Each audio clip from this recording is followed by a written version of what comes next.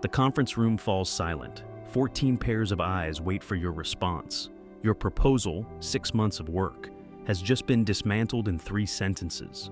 Your throat tightens. Your mind reaches for defense, explanation, anything to restore what just collapsed. This is the moment that separates the trained from the untested. Most people believe composure is something you feel when danger passes. The samurai understood the opposite. Steadiness was forged precisely where panic should reign, where the body demands flight and the mind fractures under pressure. Centuries before psychology mapped stress responses, Japanese warriors asked a different question. How does a human being remain functional when fear, loss, or chaos becomes unavoidable? The answer was never comfort. It was training the mind to stop demanding relief. Chapter 1. The Breaking Point. Kenji Tanaka reached his threshold on a Tuesday morning. A project director, he watched his product launch collapse in slow motion, facing increasingly cold emails and his team's barely concealed skepticism. His first instinct was to explain himself, to restore control through reaction. He drafted 4 different messages and deleted them all. What stopped him was not wisdom, it was exhaustion. He had reached the limit of ineffective motion. In that forced stillness, he noticed something unsettling. The situation was difficult, but the noise in his mind was unbearable. The crisis existed outside him, yet most of the suffering was being generated within. That recognition marked the beginning of a different path. Chapter 2. Heijōshin, the mind that doesn't stick. Zen texts describe Heijōshin, the ordinary, undisturbed mind. This was not mystical transcendence, but the capacity to remain mentally fluid while action continued. A warrior's awareness moved like eyes scanning terrain, registering threats without fixation. Miyamoto Musashi warned that the mind should not linger anywhere. Lingering creates attachment. Attachment creates disturbance. The moment attention locks onto one fear or outcome, perception narrows and judgment deteriorates. Kenji initially tried to suppress anxiety, replacing worried thoughts with reassuring ones. This only created resistance. The samurai did not remove fear by fighting it. They removed its authority by refusing to negotiate with it. When pressure arose, Kenji practiced noticing where his attention had lodged. Was he replaying yesterday's conversation or rehearsing tomorrow's defense? Each time his mind had left the present and begun fighting phantoms. He redirected attention to immediate physical reality, breath, posture, the temperature of the room. This was not about comfort. It was about stopping the mental drift that amplified difficulty. Chapter 3. The Discipline of Non-Reaction. Bushido demanded obedience not only to superiors, but to reality itself. Warriors trained to respond without emotional delay because delay distorted action. Kenji began with an uncomfortable discipline. When pressure surged, he delayed his response, not indefinitely, but long enough to experience the full intensity without acting. 10 seconds, sometimes 20. In meetings, criticism arrived, and the urge to defend followed instantly. Instead, he placed his hands flat on the table, slowed his breathing, and held silence. The discomfort was sharp, but survivable. And over time, he noticed something disturbing. The surge always passed. His nervous system insisted immediate action was necessary, yet nothing collapsed when movement was withheld. The urgency was neurological, not situational. This was not composure yet, but it was the removal of panic's leverage. Chapter 4. Musashi's refusal of disturbance. Miyamoto Musashi fought more than 60 duels and lived in constant uncertainty. Throughout his writings, one warning appears again and again: do not allow external conditions to pull the mind. To be disturbed was to lose command.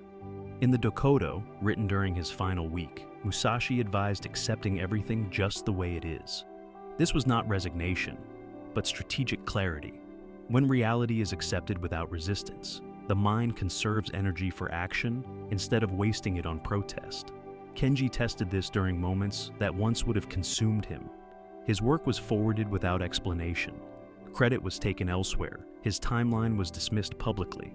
Instead of correcting perceptions, he corrected posture. He straightened his spine, slowed his breath, and reduced unnecessary speech.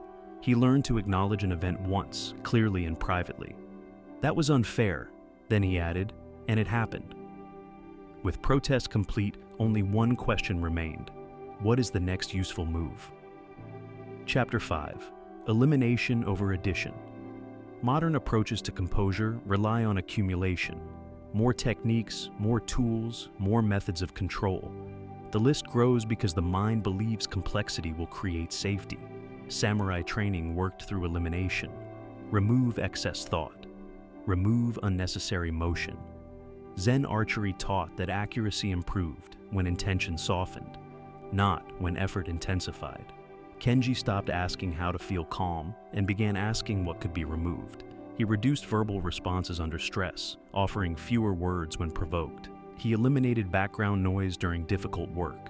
He stopped multitasking when pressure increased and resisted explaining himself to those who had not asked. The pattern became unmistakable. Complexity fed instability. Simplicity created ground to stand on. Chapter 6. Gaimon, endurance without display. Gaimon is often misunderstood as silent suffering. In its original sense, it meant bearing difficulty without imposing pain onto the surrounding environment. Warriors practiced this to preserve clarity and cohesion. Kenji noticed that his emotional escalation often came from a desire to be witnessed in distress. He wanted acknowledgement and validation for the pressure he carried. When he stopped broadcasting stress through sighs and pointed remarks, something unexpected occurred. The stress diminished. By containing internal turbulence, he prevented it from multiplying through social feedback. Steadiness emerged not as comfort, but as increased capacity. This discipline had limits. Endurance was never meant to excuse abuse or exploitation. Gaimon applied to unavoidable or temporary hardship, not conditions within one's power to change. Chapter 7. The identity that does not break. The deepest shift was existential. Kenji realized much of his instability came from defending an identity, competent, reliable, respected. When that image was threatened, his nervous system mobilized as if under attack. Samurai training subordinated identity to function.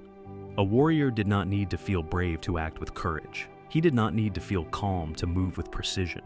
Action became independent of internal comfort. Kenji began measuring moments differently. Instead of asking how events reflected on him, he asked whether his actions aligned with his principles. When a project failed publicly, disappointment remained, but the threat dissolved. He had acted with integrity. The outcome no longer defined his worth. Without identity constantly at stake, pressure lost much of its force. Chapter 8. The trained condition. Steadiness is not the absence of difficulty. It is the absence of internal resistance to difficulty. The samurai did not seek peace. They trained so thoroughly that chaos no longer dictated their internal state. Years after his breaking point, Kenji faced another crisis, another project at risk, another moment where credibility hung in question. The pressure was familiar, but the response was not. He functioned clearly while uncomfortable, acted decisively while uncertain, and endured difficulty without requiring rescue or validation. He had stopped asking situations to spare him. He had trained himself to remain present within them.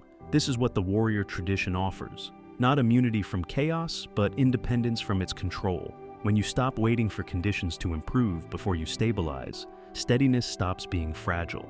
It becomes ordinary. And what is ordinary, you can always return to.